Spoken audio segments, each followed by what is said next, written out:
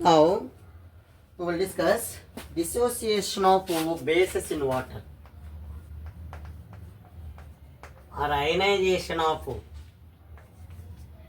bases in water by applying of law of mass action. Okay, now I am taking BOH is a weak electrolyte. When it is dissolving in a water, which can dissociate into B plus and OH minus ions. At initial, the concentration of the base is C. There is no concentration of ions, means there is no dissociation or ionization. At equilibrium, C minus C alpha, here C alpha, here also C alpha.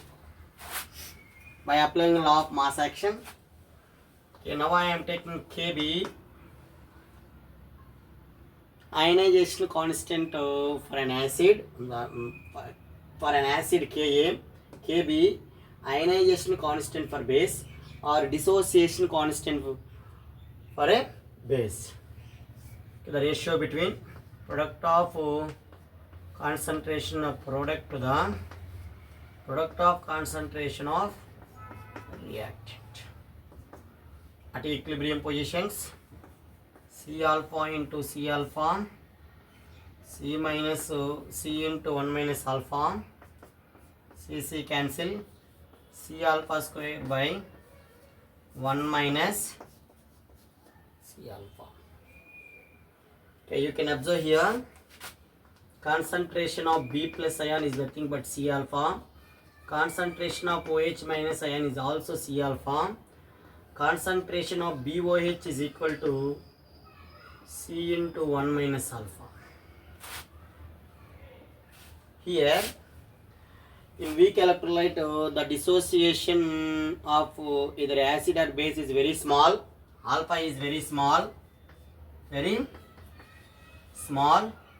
That's why we can neglect this denominator term, or it is equal to the 1 now.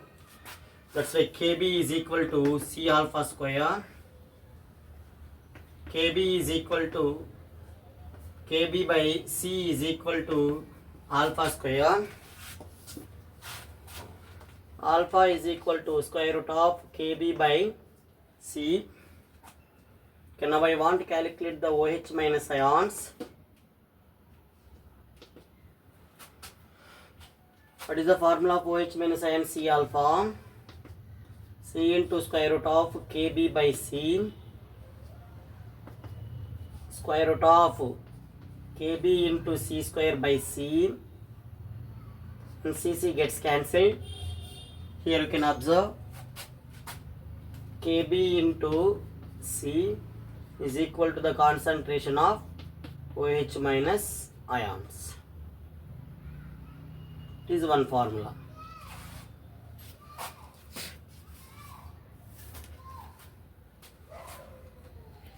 Okay, this is information about dissociation of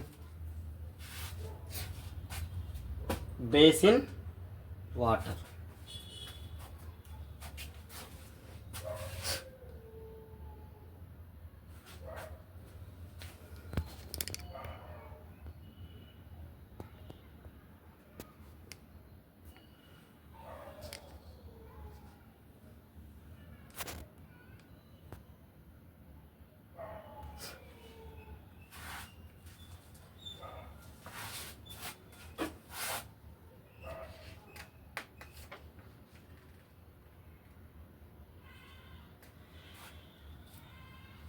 How to decide the strength of an acids and bases?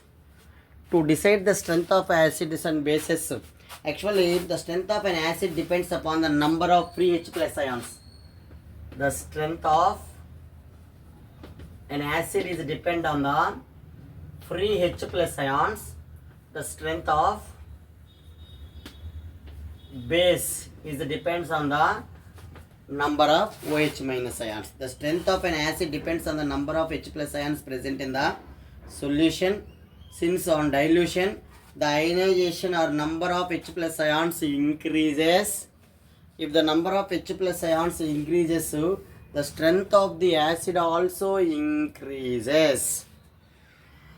Moreover, at a finite dilution, the ionization in case of all acids nearly complete. All acids tend to be equal to the strong at dilute to infinite dilution. At infinite dilution. So like that, if you take bases also, in case mineral acids, if you take mineral acids means like hydrochloric acid, sulfuric acid, nitric acid, these are all strong acids which is completely dissociate into its ions. Okay, these acids completely dissociate into in water. In case of if you take acetic acid is a weak electrolyte, when it is dissolving in a water which ionizes into lesser extent, okay, that's why it's considered as a weak electrolyte. Okay, here we can observe the general form of strength of weak acids, and alpha 1 by alpha 2 is equal to square root of Ka1 by Ka2. This is one of the formula. The ratio between degree of dissociation of two acids. Here alpha 1 and alpha 2 are the dissociation constants, dissociation degree of dissociation of the two acids. Ka1 and Ka2 are the dissociation constant of both acids. Like that, bases also one more formula is there in similar manner, that is alpha 1 by alpha 2 is equal to square root of Kb1 by Kb2. Okay, this is information about ionization of base in water.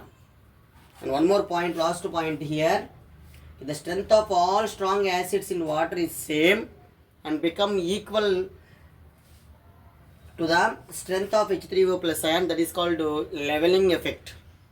Okay, leveling effect means the number of H plus ions is equal to the number of OH minus ions. Both are becomes equal. Okay, this is information about dissociation of base in water. Thank you.